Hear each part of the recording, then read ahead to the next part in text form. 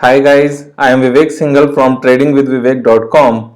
और आज हम डिस्कस करने वाले हैं HDFC AMC, that is HDFC asset management company. ये कंपनी एक्चुअली जो HDFC का म्यूचुअल फंड है उस कंपनी का नाम HDFC AMC है। तो जितने भी म्यूचुअल फंड्स ऑपरेट और मैनेज होते हैं उनको HDFC AMC ही करती है। ये एक बहुत ही अच्छा बिजनेस है। इंडिया में इस बिजनेस का पेनिट्रेशन बहुत कम है। अगर हम एक बार चेक करें तो ये देखिए, लो penetration of mutual funds in India is also evident from equity mutual fund AUM to GDP ratio 4% in comparison of 63% in US mutual fund penetration and the world average is 55%। तो इसका मतलब यह है कि इंडिया में सिर्फ और सिर्फ टोटल इनकम का 4% ही सिर्फ म्यूचुअल फंड में इन्वेस्ट किया जाता है, जबकि यूएस में ये 63% तक इन्वेस्ट होता है। और वर्ल्ड का अगर हम एवरेज देखें तो वो भी 55% है। तो वर्ल्ड में सारी ही कंट्रीज आ जाती हैं। तो वर्ल्ड में भी अगर सिर्फ 55% का एवरेज है और इंडिया का एवरेज 4% है। और ये जो न्यूज़ है वो फाइनेंशियल एक्सप्रेस के अकॉर्डिंग है, जो कि लेटेस्ट है, 2020 में जनवरी में ही ये डेटा पब्लिश हुआ है। तो इसमें इंडिया में जो म्यूचुअल फंड में इन्वेस्टमेंट का जो आगे स्कोप है वो हम खुद ही देख सकते हैं। That is means so amazing कि अगले 15-20 साल तक तो ये सेक्टर में जितने भी मार्केट लीडर्स हैं वो ग्रो करने वाले हैं। तो मैं हमेशा एक ही बात कहता हूं कि जो सेक्टर्स में आगे चल के बहुत अच्छी ग्रोथ है उस सेक्टर में अगर मार्केट लीडर में एक रीजनेबल वैल्यूएशन पर नीचे आए हुए प्राइस पर अगर पैसा लगाया जाए तो बहुत अच्छे पैसे बनते हैं। तो इसीलिए आज HDFC AMC को चूज किया है स्टॉक एनालिसिस में। और 63% के कंपैरिजन में इंडिया में सिर्फ 4% है, यूएस के कंपैरिजन में। तो सेक्टर में तो बहुत स्कोप बचा हुआ है। अब बात करते हैं HDFC AMC as a company. लेकिन आगे बढ़ने से पहले अगर आपने चैनल को अभी तक सब्सक्राइब नहीं किया है तो प्लीज सब्सक्राइब कर लें, लाइक भी कर लें और दोस्तों के साथ शेयर भी कर लें, क्योंकि मैं इस तरह की स्टॉक एनालिसिस आपके सामने लेकर आता रहूंगा जिससे हम लोग सही डिसीजन ले सकें। देखिए, इन्वेस्ट करना है या नहीं करना वो आपके हाथ में है, अपना ड्यू डिलिजेंस भी कर लेना साथ में। लेकिन मैं यहाँ पर सारी चीजें सामने रखना चाहता हूँ कि रीजंस क्या हैं, क्यों हमें ये कंपनी पसंद आती है। म्यूचुअल फंड बिजनेस अपने आप में बहुत लो पेनिट्रेशन के साथ है। इंडिया में बहुत स्कोप है आगे बढ़ने का, वो हमने देख लिया है। कंपनी के अगर फंडामेंटल्स की बात करें तो मैं हमेशा से कहता हूं कि जो company return on capital employed ROCE 30% से ज्यादा कमाती है वो कंपनी अपने आप में ग्रेट कंपनी होती है। तो इसकी अगर ROCE की बात करें तो 46.82% की ROCE है। मुझे तो बहुत समझ में आती है ये। और प्रोमोटर्स की होल्डिंग 73.95% है। सेबी की गाइडलाइंस के अकॉर्डिंग एक लिस्टेड कंपनी की इंडिया में प्रोमोटर्स के पास होल्डिंग मैक्सिमम 75% हो सकती है। प्राइवेट कंपनीज के केस की ये बात है। तो इसकी 73.95% तो ऑलमोस्ट पूरी की पूरी परमिसिबल लिमिट में प्रोमोटर्स के पास होल्डिंग है। इसने अपनी होल्डिंग किसी को दी नहीं है आगे। डेट टू इक्विटी रेशियो हमारा 0 है, कोई लोन नहीं है कंपनी के ऊपर। तो जहां तक फंडामेंटल्स की बात करें बिजनेस की तो इंडिया में बहुत स्कोप है आगे बढ़ने का। वर्ल्ड एवरेज 55% है और इंडिया का एवरेज 4% है जो कि म्यूचुअल फंड में पैसा जाता है।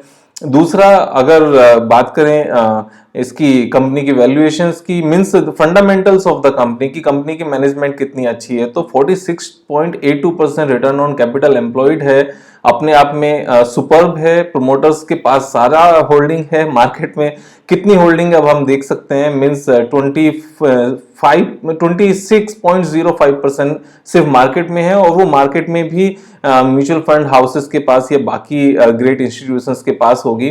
Date to equity ratio is 0। और अगर हम इस कंपनी के रिटर्न मींस नेट प्रॉफिट की बात करें, अगर पिछले 5-6 साल की जब से ये कंपनी का डेटा अवेलेबल है लिस्ट होने के बाद से, लिस्ट तो ये बाद में हुई थी लेकिन उससे पहले के 2 साल का डेटा अवेलेबल होता है जनरली। तो अगर हम मार्च 2016 की बात करें तो net profit was 478 crore, then March 17 में 550 करोड़, देन 711 करोड़, देन 931 करोड़, 1262 करोड़ और पिछले 12 महीने का भी 1273 करोड़ है। तो अगर पिछले 4-5 साल में नेट प्रॉफिट देखें तो 2.5-3 गुना नेट प्रॉफिट हमारा हो गया है सिर्फ और सिर्फ 4 साल में।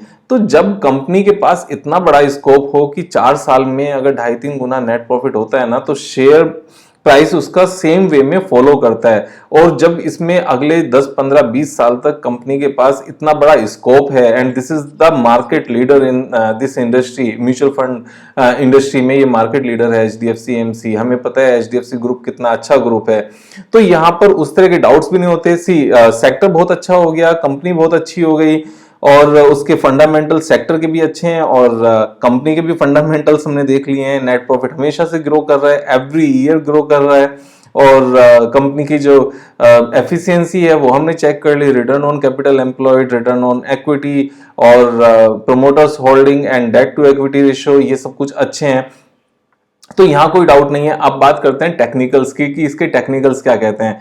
देखो, जब हम किसी फंडामेंटल बैकग्राउंड पे किसी कंपनी को परचेज करते हैं तो मैं एक चीज कहता हूं कि वो कंपनी ऊपर से नीचे आई हुई होनी चाहिए और वो एक्यूमुलेशन फेज में होनी चाहिए। अब वो कब निकलना शुरू करेगी, देखो वो कभी भी निकलना शुरू कर सकती है, लेकिन अगर वो ऊपर नहीं गई है काफी, तो उसको एनालाइज करने का मेरा बड़ा सिंपल सा तरीका है। मैंने पहले भी काफी वीडियोस में इस चीज को बताया है कि इस वैल्यूएशन के बेस पर कंपनी को कैसे बाय करें, मैं उसका लिंक भी डिस्क्रिप्शन में दे दूंगा। देखो, बड़ा सिंपल सा होता है कि 200 डेज मूविंग एवरेज की मैंने लाइन ड्रॉ की है, ये ब्लैक लाइन है। 50 डे मूविंग एवरेज की लाइन रेड लाइन है, और 20 डे मूविंग एवरेज की लाइन ग्रीन लाइन है। तो ये टेक्निकल टर्म्स पे हम लोग चेक कर रहे हैं कि प्राइस कितना सस्ता चल रहा है इसका। देखो, इसने हाई बनाया था ऑलमोस्ट 3800 समथिंग का, and this was made in the month of November 19। तो पिछले साल नवंबर में इसका high 3200 sorry 1 second, this was 3844 was the high in the month of November, 22 नवंबर को पिछले साल।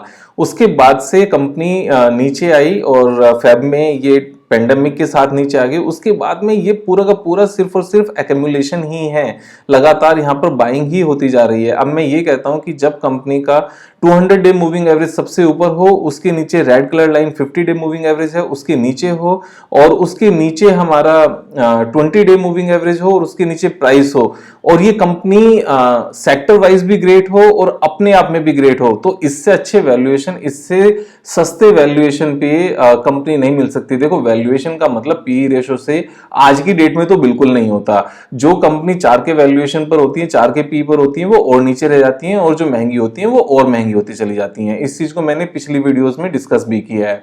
तो यहां पर बात यही आती है कि ऊपर से कितने सस्ते पर मिल रही हैं। अच्छी कंपनीज कभी सस्ती मिलती नहीं है, और खासतौर से वो कंपनी तो कभी सस्ते पीई पर नहीं मिलेगी जिस कंपनी के नेट प्रॉफिट 4 साल में 2.5-3 गुने होते हैं, और आगे भी उतने ही बढ़ने के स्कोप भी हो, और वो मार्केट लीडर हो कंपनी अपने आप में, जीरो डेट कंपनी हो, और शेयर होल्डर्स के पास 75% शेयर होल्डिंग हो, जो कि हमने यहाँ पर सारी चीजें चेक कर ली हैं। तो वो चीजें तो सस्ती नहीं मिलती।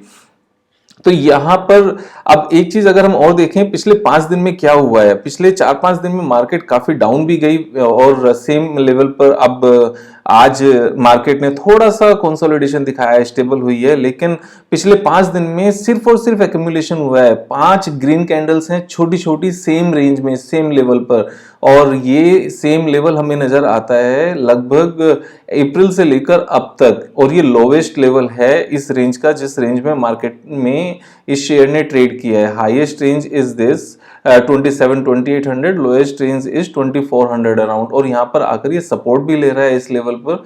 तो ये कंपनी अगले कुछ सालों के लिए, क्या अगले 10 साल तक के लिए, मुझे तो बहुत अच्छी नजर आती है। This is a compounder just like HDFC bank and HDFC limited, जैसे वो एक अच्छी कंपाउंडेड ग्रोथ दी है ना अगले कुछ सालों तक, एचडीएफसी एएमसी इस लेवल पर बाइंग करके तो वही ग्रोथ मिलने वाली है। So I am a buyer on this.